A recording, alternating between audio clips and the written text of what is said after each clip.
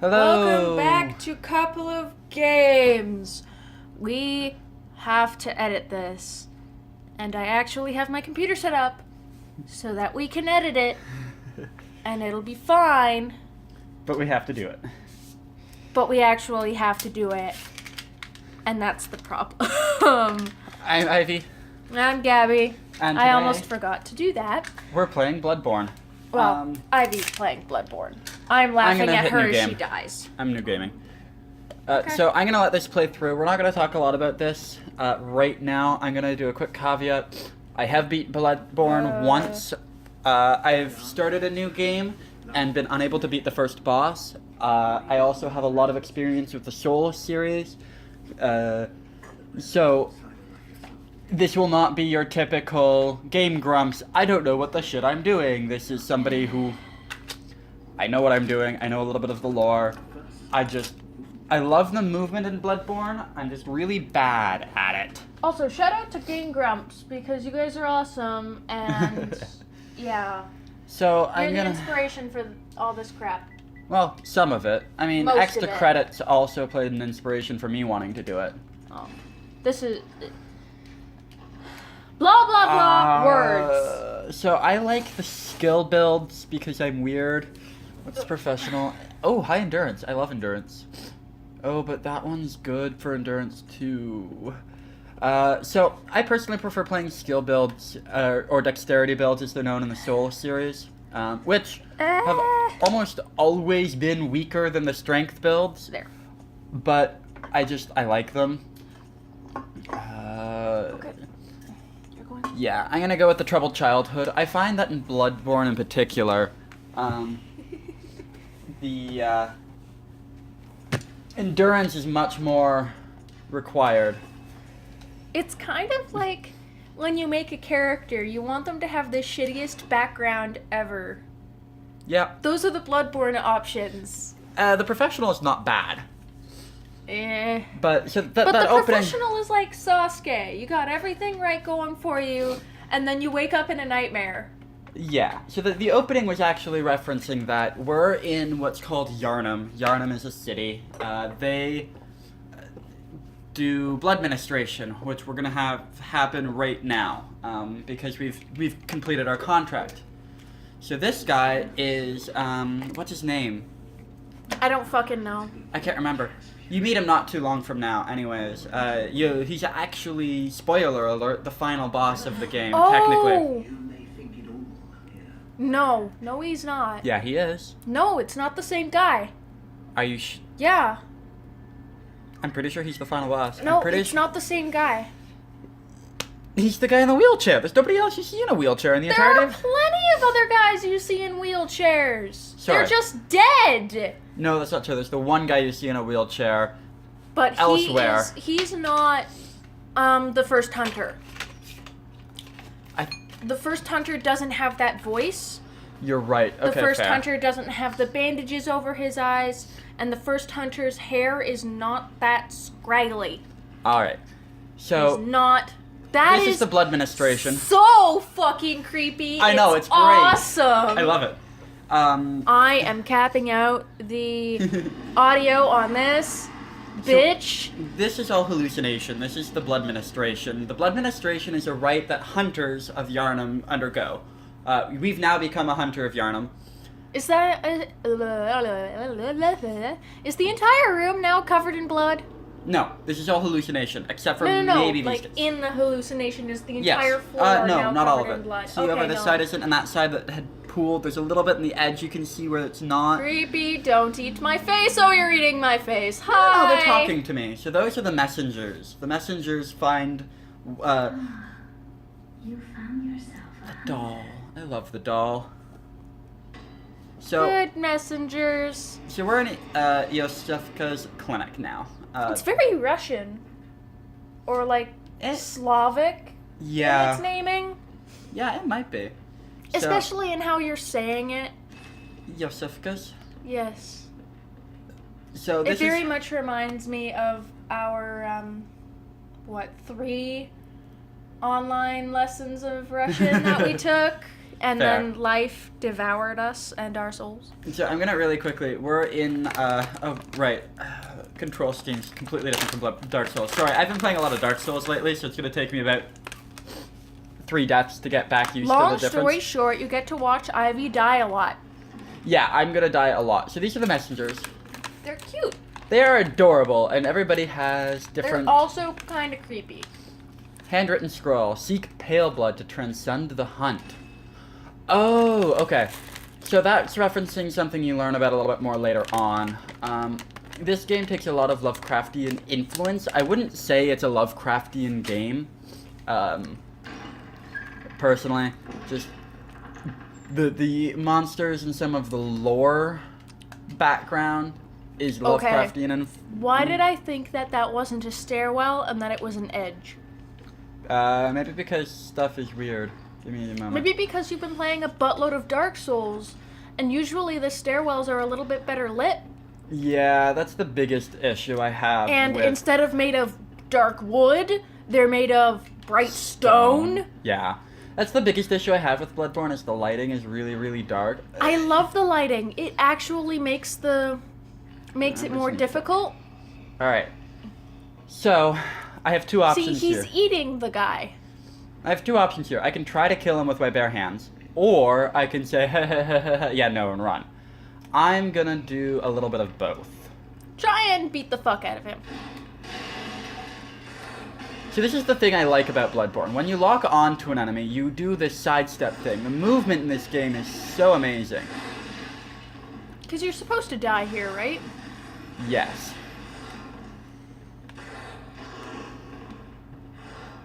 But there's a way of getting by. A blood vial. 2 blood vials, actually. I'm not going to wind up using them here. I was hoping to get the hit off before I died. And you got munched. Mm-hmm. So, this is a semi-scripted event. By which I mean, there is no bloody hell way that you are going to beat that guy with just your fists. Oh no, there is. At level 1 without playing the game a lot. Like you do have to be a pretty good master of Bloodborne, but there is a way where you can kill the first lycanthrope with just your bare hands. It's a lot of dodging and Yeah. it takes a long time, but it's possible. as a semi-scripted event for Bloodborne in the Souls universe, or in the Soulsborne-like universe, it does its job. It gets you here to the workshop. The workshop is the central hub of Bloodborne. Crap. The doll. I You love the doll. wasted it. I did. So I got my first weapon. I'm going with the Threaded Cane. The Threaded Cane is the only skill-based weapon that you start off with, and I'm actually going to use this weapon throughout the entire game. I wonder what the Soul Cleaver plays like. I've played with it a little bit. I don't like it. I'm going to go with the pistol. The main difference between the blunderbuss and the pistol is really good for finishing enemies, and its dodging its parrying isn't as good. I personally prefer using it in that methodology just because of how I play Bloodborne. So now I have my weapons. So that's the big difference between Dark Souls and Bloodborne, is the weapon switching. So my cane, I get basically a stick I beat people with, or... movement in this game I know, right? is so good. So now we'll see what Bloodborne is more like. But it's stupid. What do you mean it's stupid? Like, it's more like awe-inspiring when I say it's stupid in that context. Got it. Yeah. Yeah. Like, there's no way I am going to be able to do that in the next 10 years. I mean, a lot of it, yeah. The sidestepping... No. Like, the animation in general. Oh, with the way doing that I the am animation. teaching myself Yeah. and the classes that I'm currently taking, I'm not doing animation at all. I'd have to teach all of this to myself by hand. There's no way I'm gonna get this level of animation. And when I say the animation, I'm not talking about the graphics. I'm not talking about any of the fancy paint, quote You end mean quote, on top straight of up it. the I mean movement. straight up the movement. I could make a fucking stick figure and have it move like this, and that would be brilliant. Amazing. Yeah. Like, look at that dodge roll. Look at how much follow-through there is. It like, would it's take me forever. Like, just... Like, if you compare this to Dark Souls 2... Oh god, Dark Souls 2. Just, it looks so aged. No, like, just the movement. If you compare just the movement. Dark Souls 2 was made in a time where, when you were making a character, making the skeleton of the character was a lot different. It wasn't as easy to just click a button and go, hey, here's the skeleton. Now all I have to worry about is if the limbs clip. Yeah, so I want you to talk about the walking and running animation real quick, because you're going to be able to talk about that a little bit more. The one that I'm noticing is that small shoulder shift, especially with the walking. Yeah, it's realistic. Like like when you walk, if you pay attention to how your body moves, your shoulders actually move. Your arms swing. And they do this. You can see the weapon moves a little bit, the gun moves a little bit, the shoulders shift because you can see it in the cape. Yeah, so I'm going to actually... right. That's the biggest issue I have, is the difference between opening up the menu.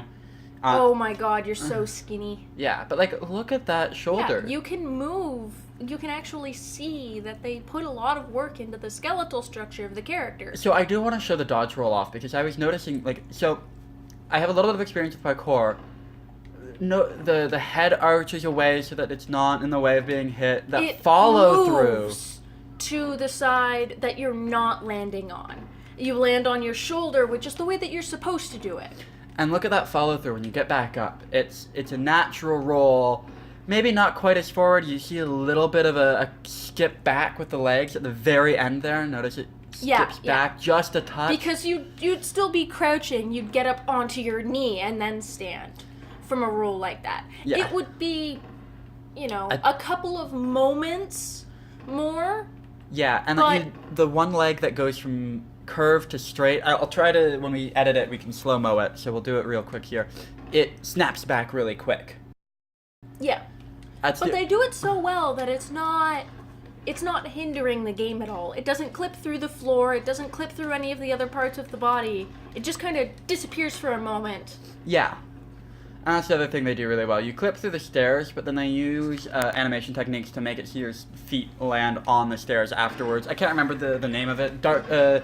Extra Credits talked about it. Dark Souls 1 does it. Extra Credits talk about it in Dark Souls 1. We'll link that up in the in the top right corner. Yeah. So... because fucking YouTube changed their annotations a while ago. Yeah. But they talk a lot about that in their first episode. The first episode of their Dark Souls series is really, really long, and like they don't do a lot, which is winding up to be very similar to this one. I used another blood vial by accident, so you wasted it again. Yeah. So the reason I keep wasting these blood vials, and you see me stab myself in the side there, is in Dark Souls triangle on the PlayStation 4. Okay. Is the way you go between two-handing weapons and switching between things. In Bloodborne, that's your healing.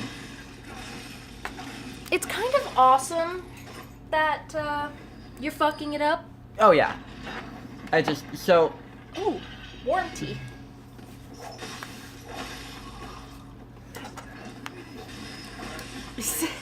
What did he say? I didn't hear. But, like, so the controls are super different. This game feels a lot more combo-based. Like, if you've noticed, I hit them with my whip once or twice, and then I jab them with the end of the staff as it turns back into back into the cane, and then I beat them to death with the cane again. That kind of stuff doesn't exist in Dark Souls. Like,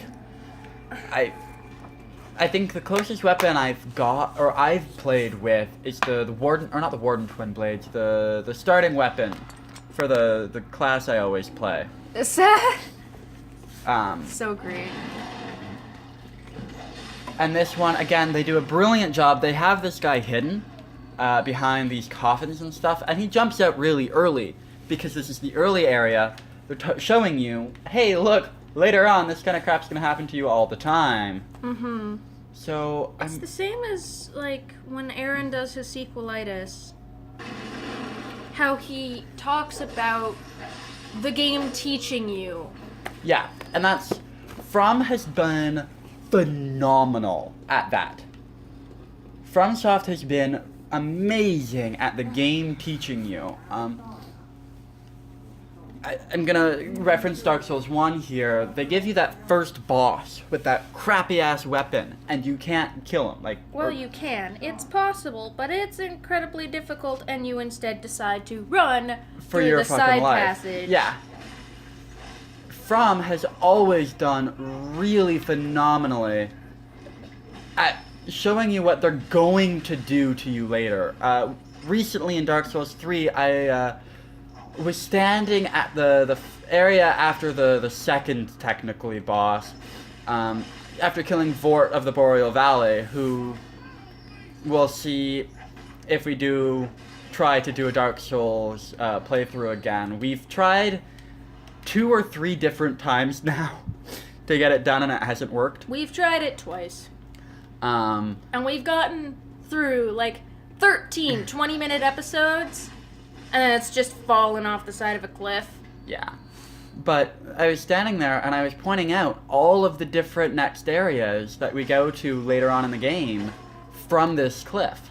Again, here's another point where they use that hidden enemy to show you that, hey, sometimes we're going to hide guys. I knew he was there because I've played through this area for way too goddamn long.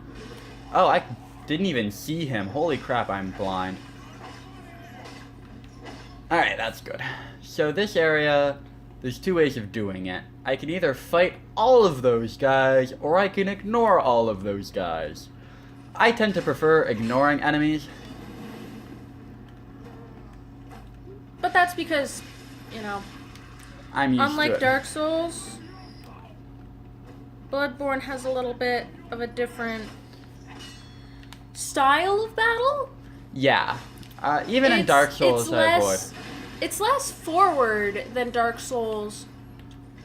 With Dark Souls, you feel like you can do it, even with, a big enemy. Yeah. Because, I've got the armor, I've got my flasks, I've got my healing stuff, I've got this awesome weapon that I've been upgrading for a millennia, I can do this. I might die a couple of times, but I can do this. And that's the 2 things that I don't like about Bloodborne, as a Soulsborne. In Bloodborne, the difference is you don't get armor. You only get clothing.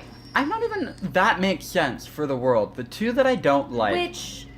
As you said, it makes sense for the world because you're in the Victorian era. You don't exactly have armor anymore. People don't, it's not something an average citizen would have. And you're running around as an average citizen... I died. Who's, You're a slightly above average citizen, yeah, but you're not a trained soldier, which is who would have... Body armor. Body armor. The military. The 2 that I want to point out that I don't like about Bloodborne, comparatively, the upgrading of weapons in Bloodborne is all done through randomly generated drops of runes. Which, for the world, and we'll get into it in later episodes when we start getting runes and we start getting to where this stuff is relevant, I'll talk about it then. But there are runes that are just straight up better than other runes. And there's no reliable way of determining what the runes you get are going to be. Whereas in Dark Souls, if I want to put fire damage on my weapon, there are a number of places where I just straight up go and I get things to put fire damage on my weapon. The other one is in, again, Dark Souls to Bloodborne, the healing items. In Dark Souls, your healing items are Estus flasks. You get a number of them, and when you die, they recharge, and when you sleep at a bonfire, they recharge. Bloodborne, you get these blood vials that you have to purchase.